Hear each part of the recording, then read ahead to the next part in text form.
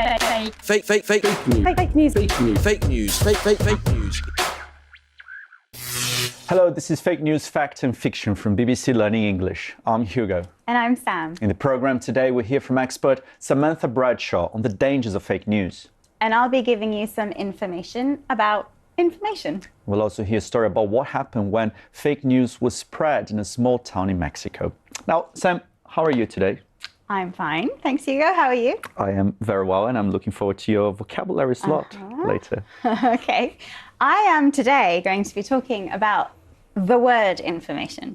I can hardly wait. Yeah, I think that might be fake sincerity there. No, honestly, I'm really looking forward to it. Okay, well, we'll see if you feel the same way afterwards. Here is everything you could ever want to know about the word information. Maybe not everything, but as much as I could fit in. What is information? Information is knowledge. It's facts and details about a particular subject. Grammatically, information is an uncountable noun. So we talk about bits of information or pieces of information, but not informations. Information has a number of very closely related grammatical variations. The verb to inform is quite formal and means to tell someone something. And the adjective, informative, is used to describe information that is useful and interesting. Information also appears in at least two initialisms, IT, information technology, and FYI, for your information. Information comes from sources, and there are many different sources of information, including TV, radio, newspapers, books, magazines, the internet, social media, teachers, friends, colleagues, even overheard conversations on the bus. In fact, wherever we turn, there is information of one kind or another. And not all information is useful or appropriate. So it's definitely possible to have too much information. In fact, that's a phrase we use when someone tells us something that is very personal and makes us feel a little uncomfortable. You haven't changed your underpants in a week? Ugh, too much information. Too much information is another initialism, TMI. When thinking about fake news, we should be aware that information isn't always true and not all sources of information are reliable or accurate. We need to be on the lookout for disinformation, which is false information deliberately spread, and misinformation, which is false information that is accidentally spread. Though, to be honest, these expressions are both commonly used for the same thing, fake news. I hope that wasn't TMI. Now, FYI, it's back to the studio. Well, thanks. That was very informative. Oh, Hugo, you're very good. I try my best. But now, our theme of the day is the possible dangers of sharing fake news. To give us an overview, we're going to hear from Samantha Bradshaw from Oxford University. She's a researcher in fake news and disinformation at the Oxford Internet Institute.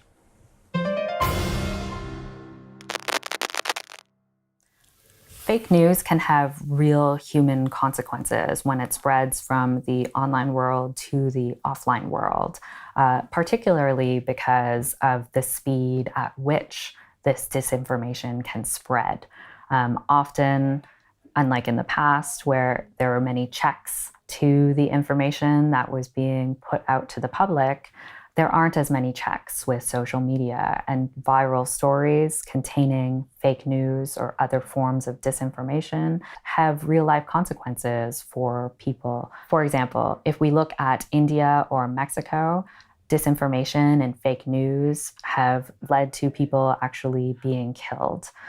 If we look at the medical world with vaccines, a lot of the anti-vax movement narratives and the fake news about vaccinating children have caused real-life children not to get vaccinated and then die of sickness later. So there are real consequences to fake news and to these rumors that spread online.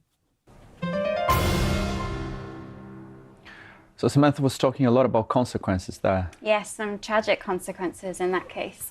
So consequences are the result of things that happen, or in the case of vaccinations, don't happen, and the result is usually bad. Yeah, and she mentioned a story in Mexico when people were killed as a result of fake news. And I remember that because we covered that story here at the BBC. I tracked down one of the producers who worked on the story, Reha Kansara, to find out more of the details.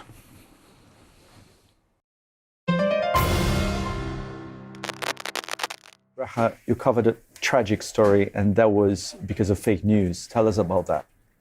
So this is a story about two men who were murdered for something that they didn't do.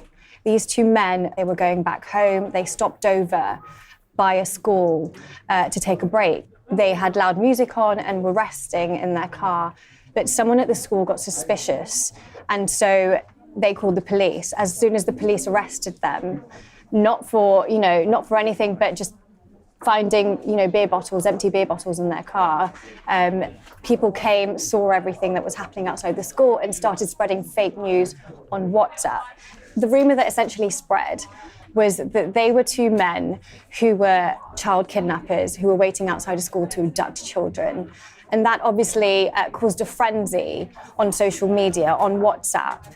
And that turned into something bigger when they were arrested, because this went from WhatsApp to Facebook, gathered on Facebook to call out on people to come outside of the police station and basically take the law into their own hands. They were dragged from the police station to a town hall, doused in petrol, and then lit on fire. Lynchings aren't a new thing, but what is new is the way that this whole thing was filmed on Facebook. Mm-hmm. It really shows the danger, because you went from WhatsApp to Facebook, and then it was a very small town in Mexico, so in a matter of hours, everybody was talking about it. And what struck you the most when covering the story?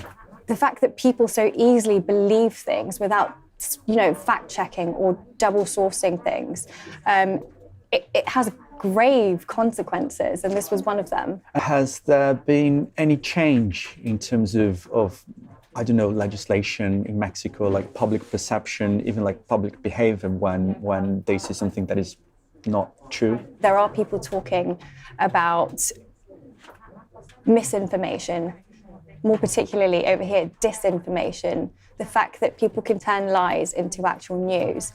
And this is something that Mexico is dealing with, not just with lynchings, but also with elections and just in general fake news in the country. And so you have platforms like Lo Que Sigue that has had to come about just to combat fake news in the country.